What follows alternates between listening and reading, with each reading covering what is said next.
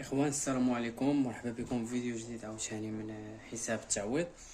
دونك وصلني واحد ليكزيرسيس. اشنو تيقول عندك واحد الاجره شهريه، يعني اجره شهريه بمبلغ 3500 درهم.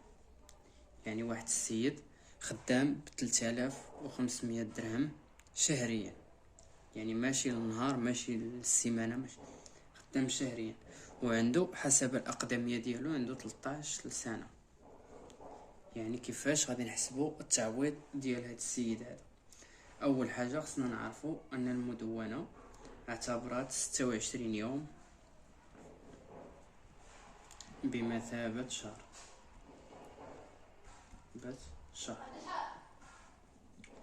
واعتبرت 7.33 بمثابة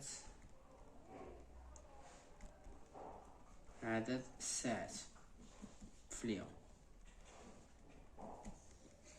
يعني انا باش نجيكم باختصار، دونك هنايا كيفاش غادي نحسبوا التعويض ديال هاد السيد هذا؟ اول حاجه كناخذوا 3500 درهم سنقسمو على 26 يوم، يعني كنلقاو 134.6.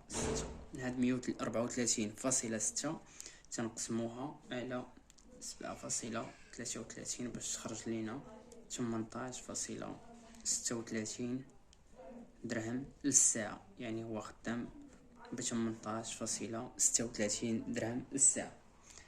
فهاد القضية كيفاش غادي نحسبو التعويض ديالو؟ هو عنده 13 سنة ديال الأقدمية. دونك أول حاجة، يعني في الفيديو اللي فات كما قلت لكم، عندنا 5 السنوات الأولى كنضربهم في 96 ساعة اللي هي 480، وعنده 5 السنوات الثانية نضربوها في 144 ساعة اللي هي 720، وعندنا بقات لنا 3 سنوات لأن 5 سنين 10 سنين 13 سنة نضربوها في 192 ساعة اللي هي 576. دابا حنا الا جمعنا هاد السوايع هادو، يعني الا جمعنا هاد الساعات هادو غتجينا 1776 ساعة ديال التعويض. كناخدو 1776 ساعة غنضربوها شحال باش خدام للساعة. السيد هذا خدام 18.36 درهم اللي هي 32,607.36 درهم اللي غياخد هاد السيد في التعويض ديالو على حساب هاد الأقدمية ديال 13 سنة.